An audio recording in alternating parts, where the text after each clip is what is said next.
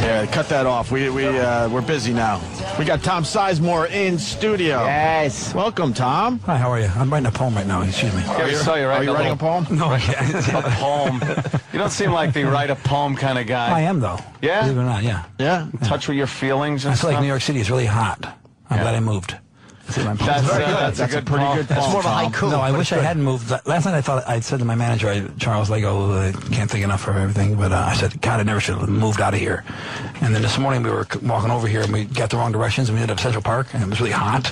Oh, yeah. And I went, oh my God, I wish I never, why am I here? It's just New York has that thing. It does to you. Yeah, you lived here initially? Oh yeah, I lived here for a long time. I lived here from 84 through 91. I lived here, and then I had an apartment here through 98. Mm-hmm. Oh, wow. You went more to LA out of necessity? Well, you got to. Well, that's where... Well, you kind of got to go there unless you, I don't know, you don't have to, but I got taking the bar in, Washington State and trying to practice law in New Orleans. Yeah. So I can't do it. I got to ask, how you been since Celebrity Rehab? Because we all saw you on TV there. Wow. I never really saw it except for a little bit. I asked my brother, I said, tell me about the parts where I look good. He went, well, there aren't any, so you don't have to watch. Oh, shit. Yeah, He said, well, tell me the parts where I seem like I got my shit together. He went, there aren't any. Those either?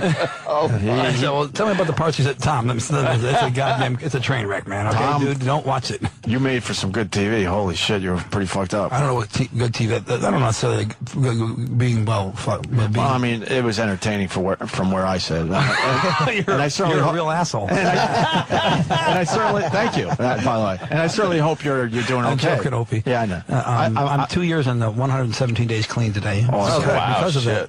Because of Celebrity Rehab. Not just because of Celebrity Rehab. I mean, it was just time. The icebreaker. Right. Yeah, that was it. It was the first step. I was tired of it. I had called Drew before that show and was begging him to take me into treatment. I got bad, Yeah. Wow. Yeah, that's another thing. It was so public, and it seemed to have come out of nowhere because everybody knew Tom Seizemore as, wow, this guy's a really good fucking actor. Mm-hmm. Great career, great movies, the press, and then out of nowhere, the TMZ, the Life We Live Now. Mm-hmm. And they are they have the shot callers. Whatever they print, everybody runs with it. Right. Yeah, it's true. They could say that mongoloid serial killers loose in the Empire State Building. Mm-hmm. Yeah. And they're going to evacuate it. Right. Yes. And maybe tear it down. Right. Now, because they go first, everybody follows. Right. And because of the internet and this great information highway of bullshit, which is largely about sex and bullshit, because I call it sex shit, and you have a bunch of bullshit. Mm-hmm. And it's ugly, and it's... listen, I've been out of the game for a while, and I did not know that we were living in a world where every goddamn move you make is documented. Yep. And if you're a celebrity, and you're someone they don't like, or you've had some problems... Listen, I did a Joyce till I was 35 years old. Wow. Okay, so it's not all I ever did with my life. Yeah. We're talking about 7 years of my life that, for whatever reason, have been made my life. Right. So the other 42 years of my life, I guess I didn't do a goddamn thing. So they can kiss my ass, and they're liars. I'm not a liar. Whenever I've been asked if I'm doing something wrong by the police whenever I was having problems, I said yes. Except for the prosthetic penis. I admit to that mistake. But I thought I was clever, and I realized I wasn't. That was a good one. God damn. I got to tell you the truth. I was lying then that was my penis. I tried to say I had two of them, and that's why I was popular, and they didn't believe me. Oh my God. But that was 2005. Yeah. And since then, I've been at least, if someone said, look, it was obvious I was having enormous problems. Mm-hmm. But I'm addressing them. Right. And unlike F. Scott Fitzgerald, who didn't have a second act for all you nitwit kids out there, I'm in a bad mood right now. For all you nitwits under 30 out there, there's a guy named F. Scott Fitzgerald. He was a writer. He wrote books. You ever heard of those? Fiction. The Great Gatsby. And he claimed there were no second acts in American life. And he meant this, that if once you made a mistake in your life, if you were a celebrated person, you wouldn't get a chance to be a celebrated person again. unfortunately, F. Scott Fitzgerald, I think he died at 35. Jesus. So he didn't live to know if there was second act in American life. And I hazard to say that there are second acts. Witness Mickey Rourke and Robert Downey Jr. And countless other people that we don't know of that aren't famous that have problems with addiction or problems with all kinds of things, depression, etc. Right. Have you since you quit? Have you picked up anything else? Like, because I mean, I play the guitar really badly. Is that more of an addiction? I played it once for I played guitar for like 7 months in a row, like almost all day. And you're still not good at it? I still haven't good at it. I can't even play a bar chord yet. Tom, I'm just getting into these. Just so you know, sober, right to your left and to your right. So they understand what you're talking about. Oh yeah. Why are you? Well, the habits. It's the theism. It's the addiction. The addictive behavior just goes. The rituals. It's the rituals. For me, like, you know what blew my mind is when I decided I'm not going to do this drug anymore. When I went to bed and when I got up, I tried really hard not to do it, and then I did it. And I'm very willful. I could, you know, I could get things. If I said I'm not going to do this or I'm going to do that, I would do it. But I couldn't do that. And I knew that a long time ago. Wow. I knew I was in trouble because I honestly did not want to do it. And I could not do it. Yeah. And then that was really ashamed. At first it was just, oh my God, I was afraid. And so I was still enjoying it. And then the shame factor kicks in. When so I got a couple people in my family who were just like, don't believe in this addiction model, or like, you're fucked up, man. Yeah, get your ass straight. And they think you're lying. They think you're lying, and you're fucked up, man. There's something fucking wrong with you. You know, what the fuck is wrong with you, man? You weak fucking punk ass bitch. No. I got talked to like that. And you know, your mother hasn't slept in 3 years. You motherfucker. You want to do this shit again? Once you can hang yourself. Jesus. You know, I'm from Detroit. I'm from Blue. You know, they didn't mean it literally, but they were disgusted with me. Right. And because of I did some of those things. You know, I was doing drugs, but I didn't do a lot of things they said I did. And whatever. Addiction is a disease because I know it is now because of Dr. Drew. And do you believe it's a disease? Oh yeah, of course. I have a genetic predisposition to narcotics, to any kind of mood-altering substance. I find any addictive behavior. Yeah. I was going to say mood-altering behaviors. Sex is an addiction. Food is an addiction. TV is an addiction. Money is an addiction. A lot of things. Is Twitter? I don't Twitter. And I don't text. Text is for broads. I don't get this texting thing. I got a rehab. I didn't know what texting was. Yeah, but I'm telling you Texting's for broads. It may be so, but once I realized I can take pictures of my cock with a cell phone, once you can send cock photos, like texting gets on a whole new meaning. Brett Favre and that Anthony Weiner. That's a really smart thing to do. I'm going to do that. You got a cell phone on you? I do. I love a photo of your cock. Out of respect. Why are you? That's called taking pictures of your cock. I'm talking about texting. Texting's an addiction that this whole country is beset with. Yep. Now, I texted briefly when I got a rehab, and I realized that the information that I was being shared was totally innocuous and could best be relayed, whatever was important in it, which was usually nothing, in a phone conversation. It would be far briefer, and all you had to do was hit one number. Right. So I don't understand that. I do think that people don't want to live anymore. They want to do this. They want to talk about life. And it's a really bizarre addiction. Instead of getting out and actually doing something. Listen, I got into a text war with somebody once. That never happens. Seems like you text a lot for a guy that doesn't text. This was when I first, I don't text anymore. Here are my standard responses now. Yeah. I'm sorry I'm late. Yeah. I didn't do it. I'm kidding. No, yes, maybe. I don't know, maybe. Call Charles. I'm not home. I get that. And people get mad at you if you only text a couple words. But that's all you need to do with that I get back from certain guys like, what the fuck's wrong with you? Yeah, exactly. And I go, if you want to talk, I'm not home. Yeah. Yeah. Oh, so you're on the phone, guys. I actually learned. I'm not on the phone either. I hate phones. Oh, you do? I never had a cell phone until 2004. How do you like to communicate? You just one-on-one in person? Listen, Abraham Lincoln did fine without phones. I mean, what has to be the real important. Until he got to the theater. Maybe someone would have warned him there. If his guard hadn't been drunk, if his guard hadn't been texting the guy at the bar to bring him some more booze, and hadn't fallen asleep, John Booth wouldn't have gotten by him. Dr. Conrad Murray, he's not a criminal. Yeah. In any event, I don't text. Okay. Can I? What were we saying? Something else. Addiction. I can handle things on the phone. Usually, the really important shit that has to be communicated to you, Opie, in your job, for instance, by your wife or girlfriend, right. They're going to get a hold of you no matter what. There you go. Right? Yeah. Right? Absolutely. Yeah, that's true. They have beforehand when there was just one phone Well, in your 1985, when all of us were alive here, living in New York, when I was and you guys were, we didn't have cell phones. house. No. Did we get to our appointments on time? You can't picture life without it anymore, though. I can't picture life. I did. You had a cell phone in 85? I had the first, you were a criminal? like, one of the big ones. Yeah, he did. How big was it? Yeah, he's Canon. He had a fucking car phone. Canon, Mannix. Listen, we got Jimmy Fallon on the line. He just wants to promote something really fast. Okay. And Tom Seizemore here. We want to talk to him about Hawaii 5-0, don't we? Yeah, of course Yes. we do. Love it. Jimmy. Sorry, this is the operator speaking. His line disconnected. That's it? Operator speaking.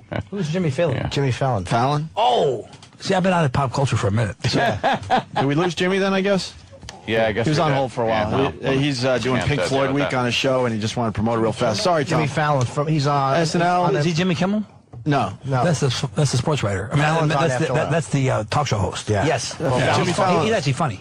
Jimmy Fallon's a talk show host from SNL. Oh, I know who he is. Yeah. He's funny. Yeah, too. that's Yeah, he's great. Talented guy. You know, it really is. How hard is it to get back into getting a gig like you got on Hawaii 5-0, which is, I mean, huge show, great gig. Was it hard to convince people, look, I'm not fucking up at this point? I guess so. I mean, yeah. Yeah, it was difficult, I would gather. Yeah. Yeah. You know, you have to. You have to. I mean, these guys are sober. Yeah. Do you think I'm sober? You seem sober, but I don't know you're drunk. So, but I'm drunk. Yeah, I'm not drunk. but you seem sober. Like I don't know you, but I would believe you if you said you're sober. Sure. Yeah. Yeah. You can Well, see no your reason eyes. not to. You can see it in the eyes. Yeah. Usually you can see it in the eyes. Yeah, the eyes. Either the pupils are too big or too small. Yeah. And they flicker. Oh, really? Generally speaking, that's how you can tell. Yeah. The cops with the light in your eyes. Oh, yeah, you yeah. can tell, and that's why they do it. Yeah. And mine are proper. You can't tell it to a studio executive. What I just did with these guys. That's not going to get you a job, okay? It's not that easy. But you are a good actor, too, so.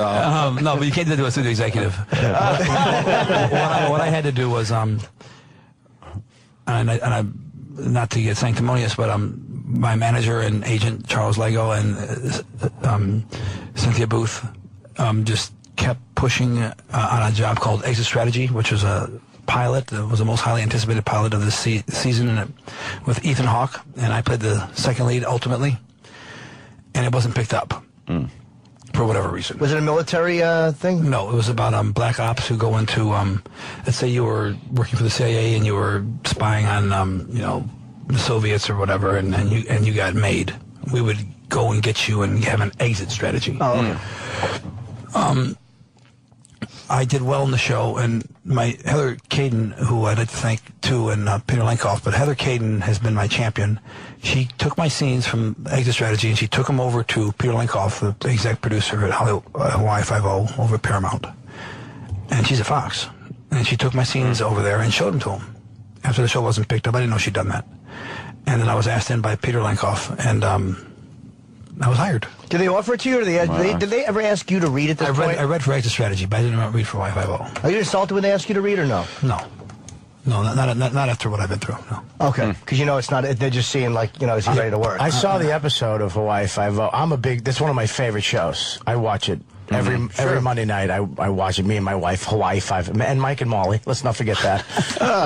She makes me look like I want to thank everybody on the show, and Alex and everybody, Jimmy, Scotty, and all the people. But when he came, when he came on, it was like one of those moments where you don't see him. You see the back of his head, and you're like, who the fuck is that? And then he's doing this thing with his finger. What the fuck? And then it turns around, and it's like, oh, shit! Tom is on fucking... You know what I mean? Because I'm a big fan of the show. So it's like, this fucking Sizemore's on fuck. So it's like going to get fucked up. Because, you're one of my favorite actors. You're a fucking great actor. Thank you very much. It's now that... that show's legit when they start getting those people on the show. And Billy Baldwin, who he's coming on next week. My next episode, he's on next week, but I'm not on the next 2 weeks, but I'm on the following week, and I'm going back to do another one, and I hope some more. But Billy and I have a great episode together, and that's the 5th episode of the season. You'll really like it if you like the show. Yeah, he's coming on next week, right? Yeah. I don't know if Billy's on next week. Billy's on next week, yeah. Yeah, and he's my ex-partner. I don't want to spoil it for you. It's a cool little arc. Okay, cool. Yeah. Can I ask you an acting question? How do you do it? I said no. I said no. I said no. I've been in prison. I said no. Because a guy like you who is so good, like in Natural Born Killers. I'm not that good. Oh, dude, you're great. You really are. You're one of the great actors. He's one of the greatest actors of our generation. And when you do you go like a guy like Brando would just never be off book? What's that? Are you off like? Is it important for you to memorize? I may the do a script play first? about Marlon Brando. Oh, really? That my manager, Charles England, who's was Marlon's one of his dearest friends, interviewed Marlon the last I think it was 3-4 months of his life. He actually held his hand when he passed, and he's written a play about these interviews he had with him. And I'm hoping to do this play within the year, and we do it someplace small initially, like Minneapolis, and hoping to move it to Broadway. I play Mr. Brando. But do you play Mr. Brando? Is it important to you to memorize the script when I met first? Mr. Brando, you know what he said to me? I spoke to him a little bit. He went, "Well, Tom, one of these days maybe I'll mature and quit acting and become a man, unlike myself." Quit acting and become a man? Unlike myself. I don't think he saw himself clearly. No, huh? And, I told De Niro that, and he went, I'm not sure. Whatever. You know what I mean? Yeah, I wrote that shit down. I was like, Bob, what does this mean? Is this some cryptic coalition you belong to? You want to interpret this for me?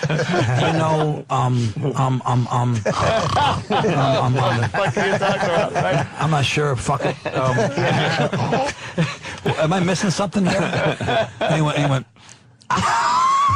cryptic coalition. I thought it was great. I said, will you interpret this for me? He went, fuck you, no. So what is Jimmy? You want to know if he memorizes Is it important his to you? Because like Brando would just kind of want to see do the script, or you have to know every line. I think preparation allows you the opportunity to play your jazz, so to speak. Okay. So if you know your instrument, if you can play the guitar, I can't play it well. If you're you know what I mean. If you really know something well, you can then riff. If you know a football offense really well, then you can you can work around it. Work around with what you got. Yeah, because you know it so well. So I like to know it. So you're trying to remember. I like to know it crystal clear. Right. And if it takes if it goes somewhere, if I have the permission per the director to do that, then I might go that way. Have you ever been intimidated in a scene with somebody you wanted to work with and working with, and kind of freaked you out, like I'm actually working with this person? No, I got more excited. It was with Bob De Niro and Heat, and it was more exciting than it was intimidating. Yeah. Wow. Jesus. Yeah, I get nervous. I like that one. Yeah, you've been in some fucking great I get nervous movies. too. If there was a TV camera in here, I might be really, really nervous. Really? Yeah. I do acting better. I act well better than I do life, but we're really working hard on doing life as well as we do the other thing, if not better. And that's what I'm working on, really, is learning how to live, a healthy life with my 2 6-year-old sons, and just making right actions. And if you do right actions, right things happen. Mm-hmm. Yeah, it's easier being sober. Oh, my God. Think about all the things you don't got to do. Yeah. You don't got to think about it for a second. All the time. Yeah, it's a very time-consuming activity. All that copying. I mean, no matter how much money you have, the guys you cop from don't have enough to cop. I want to cop for 5 years. I don't have to cop anymore. I don't have dope for 5 years. Give me 5 years worth. I never said that, but Keith Richards said it to in the Keith book. He wanted 5 years of heroin. The guy went, "Hey, dude, they'll make 5 years of heroin." 5 years of heroin. That's what he wanted. He wanted 5 years of heroin. I gotta you know what my habit is. I want 5 years of heroin, man. I don't want to buy them all. People love that book. I got to fucking read it. I read it twice in a row. It's good. I finished it, and I started right over again. Really? It's that good. Can you relate? And I like to read. You can relate to a lot of stuff in there? It's not just that. It's him. Being honest. It's him being honest. It's the period. It's a big seismic shift in America and in London and in Western culture. And he didn't forget a damn thing. Yeah. And he writes it on the back of the book. He goes, "It's as hard as this may be to believe, I haven't forgotten a thing, not a word or sentence or anything that happened, especially Mick." Wow. Wow. And he hasn't.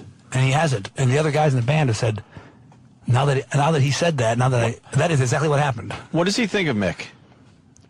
You could give read it away. the book. No, I'm going to read it anyway. We know what they think of each other. Mixing it with a new band already. I mean, mixing with a new band for a while, but he just announced he's out going out with he's better than Rolling Stone. But they were good for each other for so many years. And I'm sure I think they're going to stay together. I think they'll go tour again. I think they will. Yeah. If not for no other reason, because Keith loves it so much.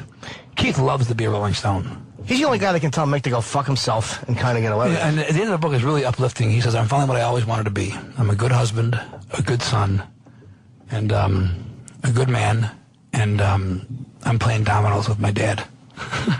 His father's still alive. Well, right near the end of the book, he was. Yeah, I met Mr. Richards, and he plays dominoes all day with his pop. Right. Wow. Yeah, I actually want. He's a real British guy. Yeah, sure. I you don't mess with the a shepherd's pie. You don't mess with a shepherd's pie.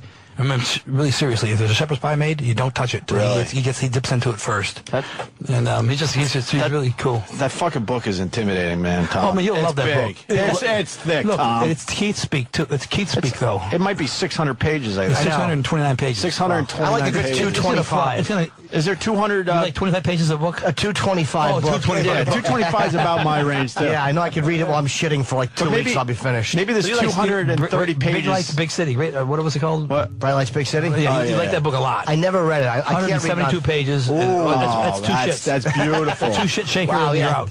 But, with the Keith book, if there's 230 pages of pictures, I might be in. No, there's not 230 pages of pictures. They're like 18. So I got to read over 600 pages. That's a real You know what you can do with that book? You know what you can do? Because I did try to go through it a third time. Yeah. And I didn't, I read it twice in a row. I really did. You can skip around. But I already read it, so I don't know if you can skip around. I don't like that early year shit when you get into Why don't you know? The early family year stuff.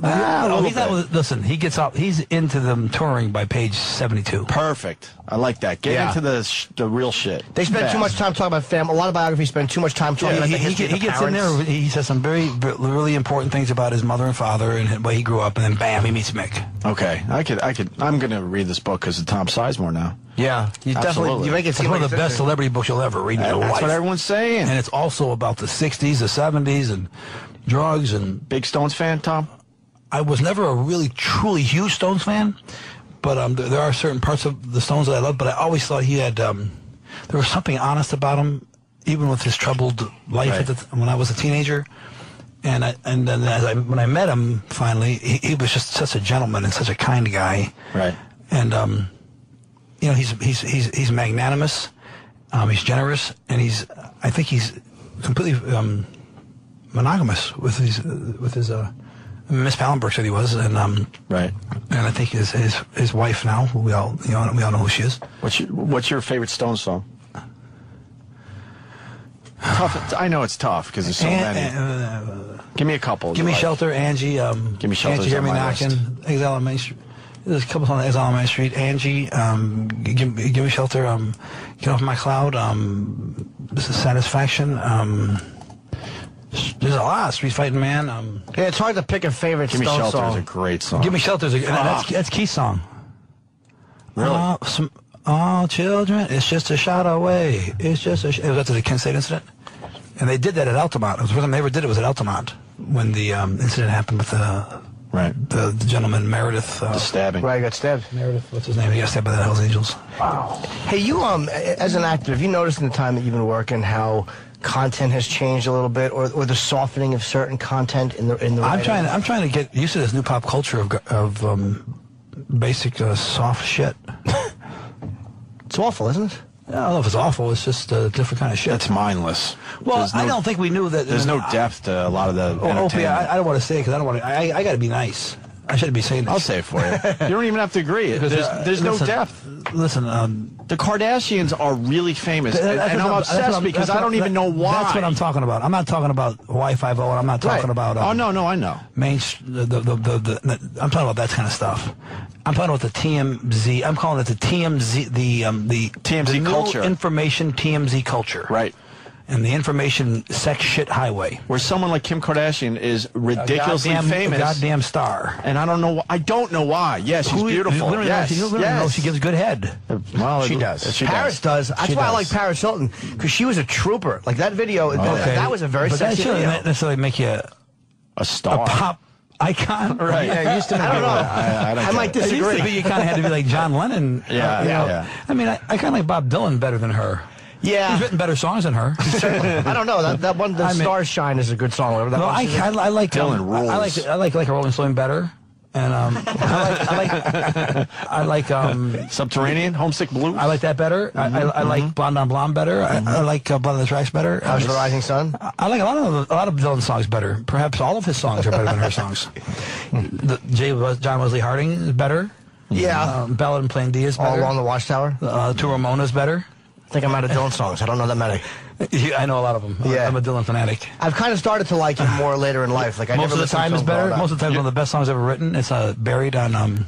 You ever watch? Most of the time, it's on. You ever hear his radio show? Oh yeah, he's there. That radio show fucking ruled. I don't think it's around anymore. I gotta tell you, Yeah. that voice. It was just a bunch of shit, Yeah. I'm a troubadour. Somebody said. You got him down. Yeah, I'm a troubadour. I couldn't do it again. It was magic, Did you see the interview he did with Ed Bradley? It's a very great interview. You should see it. It's on 60 Minutes. And it was Mr. Bradley's passed away, but the very end of the interview, he's talking to Bob, and he goes, "Okay, how do we end this? What do you want to say?" And Bob and Dylan goes, "Well, you know what? On the way over here, I was in the cab, and I was stopped over there in Central Park South, and I looked out the window, and I saw these kids playing frisbee there in Shepherd's. What's it called? I don't know. Shepherd's Meadow or Sheep's Meadow? Oh, Sheep Meadow. Sheep Meadow, and I saw him playing frisbee, and when the frisbee went over this kid's head, and it came all the way out to the curb, and I saw him run up the hill, and he couldn't have been 20 years old, and I looked at him, and he looked up, and the light was going to turn green, and I said, "Hang on," and I looked at him again, and I thought, he's 19, 20 years old, and I thought of myself at 19 and 20, and oh God, how I'm missing it. And he went, "What are you trying to say?" And he went, "Oh, I'm saying I'd like to be 19 or 20 again, I guess." He goes, "Okay, you can go back and be 19 or 20 again, but no guarantee you'll be Bob Dylan." In a second, he goes. In a second. Oh, fuck yeah. And Bradley can't believe it. He goes, "You trade in." He goes, "In a second. So what do the songs mean to you?" And he goes, "In a second." Wow. I love that. So that says a lot about the man in a way. Fuck yeah. And I'm not sure if it's neither good nor bad. It's just he'd rather live it all over again. Right. How old is Bob Dylan? 72. 72? No, 70. 70 just turned 70. I wonder if you start thinking that way when you get to that age. I wonder if that's normal. He's still out 132 days a year. Sure. Like, would most people, like, say a Jagger even, or Keith Richards, would they feel the same way as they hit 70 or 75? Maybe that's normal. Dude, your accomplishments mean nothing because you realize that most of your life is lived. Listen, I'm 49. I'm halfway to dead. Or two-thirds of the way to dead, really. So, I would take years in a second. I go back to 19 in a second. I don't know. Just for the Do you get a little knowledge with you to take back? No, you can't take any of that with no knowledge. No knowledge. Just 19 again. The wonder, the rebirth of wonder. Nice. That's a good time. I wouldn't do it. I like my life. I really do. I kind of like it. I don't think I'd go back. The feel that rebirth, it wouldn't be a rebirth, it would be the birth of wonder over again. Because when I first moved to New York, it was like a kaleidoscope of of great things. Right. I was from Detroit, and it was just gray. And I came here, and it was just a kaleidoscope of beauty, I thought. See, I was scared and unhappy at that time, and self-hating, and I didn't like it when I was 19. I got sober. I was actually sober when I was 18. But I got sober, too. Yeah, I was still... He's been sober since I got sober when I was 15. Yeah. These two guys got sober really, really early there. But I wouldn't want to be 19 again. That sucked. Yeah, going to meetings and getting all fucked up because not knowing how to bang chicks. Sober dances. Walking up to girls and trying to talk about God. What are you doing? Higher power. What were you doing? Hoofing gasoline? No, alcohol and drugs. I did everything, mainly alcohol and coke. You were that bad at weed, at an age? Yeah. How did you find that stuff so early? I hung out with the wrong kids, but it was easy. Where were you from, Boston? Yeah, how'd you know? Well, the B on your hat and your accent? My shitty accent? Bobby, you have a B on your hat. Yeah. The Boston Red Sox hat and you have a Boston accent. Besides that, it was I just guessed. Did Bobby really go out? Yeah, exactly. It was either Moscow or Boston. Took a stab in the dark. Like Red Auerbach going, how did you know I was the GM of the Celtics?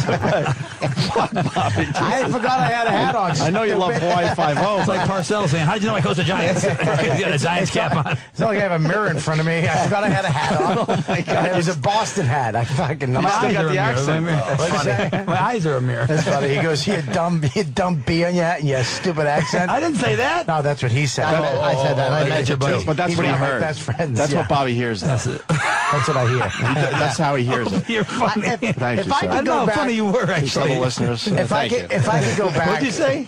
I said, could you tell the listener that is? Yeah, he is really funny. If I He's could a go very nice back, guy, too. If I could go back and do it all over again, I'd do that. Do what over again? The whole life. I wouldn't go back to 19 because it sucked. But if I could go back to like Well, 4, it didn't suck for Dylan. 2. He had arrived in New York at 19. Yeah. He was already a superstar. No, he wasn't. At 19? Right prior to it.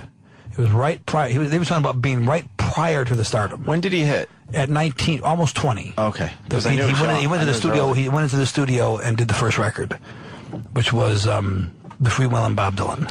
When was he with? He's been at it 50 Susie years. Rotolo? No, I was about Joan Baez. When was Right that after time? Susie Rotolo. Was Susie Rotolo is the gal who's with him on the Free Will and Bob Dylan on the album cover. Mm-hmm. That's Susie Rotolo, and that is I think it's Greenwich Avenue or Perry or Hudson. I'm not sure which street it is. It's downtown. Yep. And that was his love of his life at that point. And Joan Baez, I'm not sure was a lover. I don't know, but he met her at the Newport Jazz Festival, and they did "With God on Our Side." He played it for her. She had heard of him, of course, and he played "With God on Our Side," and then she thought he was, touched by him. You think Dylan gets the proper respect? Well, I don't think he can get enough. I think he's the greatest artist of the 20th century. I can't deny that. I mean, he's one of the greater ones. I mean, he's got to be in the top kind of 5. And Manny wouldn't put him on stage. Manny, who used to own the Comedy Cellar, which we work at, owned Cafe Finjan, and Dylan came in the 60s when he was young and unknown. And Manny laughed about it later in life, like what a dope I was to not see who this guy was. But he just didn't like him. He's like, nah, I didn't think he was very good. And he just wouldn't put him on. And Dylan talked about him in his biography. Can I say something? Can I say something about a friend of mine who's gone, and I never talk about him, really, because it's so sad. Jeff Buckley was a friend of mine, and he was only in the public eye very briefly. He did an album called Grace, and he drowned in Tennessee. He's doing a record. And I just wanted to say that Jeff Buckley had Dylan-like qualities and Dylan talent, but he had a better voice. You guys remember who he was? I don't know. Yeah. He did a version of Hallelujah it's hard to beat. Lover, you should have come over. If you go on YouTube and go Jeff Buckley live in Chicago, okay. I guarantee you'll be hooked. Let's do Jeff Buckley as we leave the show. Hallelujah. Jeff Buckley's performance on Hallelujah, right off the album, off of Grace. You hear that, E-Rock? He's just he's in there. E-Rock, do you hear that? We only have time for like one more minute, by the way. They're telling us 10 o'clock he has to go. I don't have to go. Oh, you know? That's what they if my manager said so, I have to go. I believe it's coming from outside. It's coming from my manager, I have to go. But I want to send out my condolences to Mrs. Buckley. When did he pass away? Tim Buckley was a contemporary of Bob's, and he passed too. Did they ever figure out what happened to Jeff Buckley? He drowned. No, I know he drowned, but was he on something? I mean, or you don't want to talk about it? That's fair. Yeah. Okay, no worries. He was a sweetheart. I saw him at the... No worries. I knew him before, and he was an angel. I'm just sad. Okay. And Tom is promoted just to... No, but I wanted to say... No. It's slumber... Oh, you're... Wait, I'm confused. I don't know. Tom's looking at his own bio that we have. Obviously, Hawaii 5-0 is Mondays at 10 on CBS. Wait, what are we looking for, Tom? Tom is looking through... I'm looking for the name of... our one sheet Vincent about him. Fryer is the character I play on Hawaii 5-0. Right. And that's I'm the head of internal affairs, and Slumber Party Slaughter is a movie that I did with Ryan O'Neal and Keith Carradine and Rebecca. I'm just going to call her Rebecca because she's my dear friend and my biggest one of my bigger champions, her and Heather Caden. And sounds like it's a silly title, but it's a really wonderful movie, and Rebecca directed the movie. Rebecca Cheney is her name. And it's a terrific movie, and 5-0 has been a great experience, and You liked it? And it was the first, last week was great. Raves about it. You know, it's great because you can always tell a really good actor when they're on TV. Because TV actors sometimes just, because TV, you have to, it's very quick shooting. You know, let's go, let's go, let's go. It's not like a film where you get to take your time and get into it, but you can always tell, like a Vince D'Onofrio or Tom Seizemore, they do these little these little things that make you go, who the fuck is that? And then he turned around, you're like, ah, shit. Well, I'm reading your high school journal, or high school yearbook. Yeah, your yearbook, yeah. And I'm just trying to psych her out a little bit, you know, too. Yeah. I mean, that was the idea, like, because I know she pulls her gun on me because I'm an intruder. She's got her gun on the back of her, and she goes, I swear, I'm going to shoot you. And I go, hang on a second. You certainly have a lot of people who care about you. And I'm saying that because I'm not one of them. And she's really good. Everybody on 5-0, from my makeup artist, Jeff, and the hair department, and Heather and Peter and Steven, and the director of the episode with Billy and me, and Alex and Scott and DDK, and they've been wonderful. It's been a great experience. Good for you. We have to wrap at 10 or no? Yeah. We do? Okay, because Tom has other press to do. Yeah, your people are saying you got to get out he has to go. His manager saying, play Hallelujah anyway. Fuck yeah, you got that, E-Rock? We're going to play that after we say. Opie, don't you? Yep. Yes, I do. I do know that song. I don't know much about Buckley, I'm not going to lie. Go on YouTube. I've heard a lot about him over Buckley the years. live in Chicago and watch the show. Yeah. And our show is now over. Yes. We're ending our show, and I'll see you guys in Tampa tomorrow through Saturday. You guys are going to Tampa tonight? I'm going to perform at the Tampa Improv. You're a comedian? I'm a comedian. Oh, both these guys are. How you doing? He's a fucking It wouldn't surprise me. And Bobby, I'm going to be in Las Vegas at the Palms Thursday, Friday, and Saturday. Nice. This weekend. And I'm going to be sitting in this fucking chair, Tom. You got it. That's where they want to be sitting, though. I'm going to just be sitting. Just like Howard is sitting over there, and you're sitting over here. There you go. No, it's a good gig. I do like what I do. And you're very good at it. Tom, I like you, man. I like Tom Seizemore. Absolutely, fucking lutely. Because you're an honest guy. I like your honesty, which is very rare in a position like yours, sir. So that's it. Hawaii 5-0. When is it on? Mondays, 10 o'clock on CBS. 3 weeks. Not this Monday, not the following Monday. The next Monday is my second episode. All right, great. Great. And everything Tom does, you guys know, just support. He's fucking brilliant. And our fly fishing video is doing well, Bobby. Yeah, so go to CBS On Demand, and you can see this Monday's episode that Tom was on. Me and Bobby. Bobby is really into it. I go as a goof. I want to do that. It's great. You should come with us. Maybe I get your number when we wrap here. Yeah. Ever since I saw the movie with Brad, I've wanted to do it. Yeah, we go up to Roscoe, New York. I thought it was a joke, and I went. I do like it. It's beautiful, isn't it? I really do like it. I don't know if it'll become a hobby, but I'll go with Bobby every once in a while. And we film videos and get really silly and stupid. So get kicked out of motels. And get kicked out of motels. I can't do that. No, I know. By the way, I just want you to know how much it's going to upset me if you actually become friends with Tom Sizemore and go fly fishing. I'm going to go fly. I'm going to go fly fishing. But just don't go with him. No, I am. That'll make me very jealous. Well, we'll take you with you. You can come. Okay, let's all do that. Come with. I don't know. You can't do that. We can't get him to go fly. I'm sure he can go now. That's one of my best friends. He won't go fly fishing with me. He thinks he'll go fly fishing with me. Yeah, if you're there, he'll come. I'd actually buy a boat and bring it up. Come on, Tom, let's go. Me and you, buddy. You're bullshitting. You know that. This asshole won't go fly fishing with us, but fuck. We'll see you guys. We're going fly fishing with Tom Sizemore, Bobby. I know it now. Thanks, Opie. See you guys. All right, brother. We'll see you soon.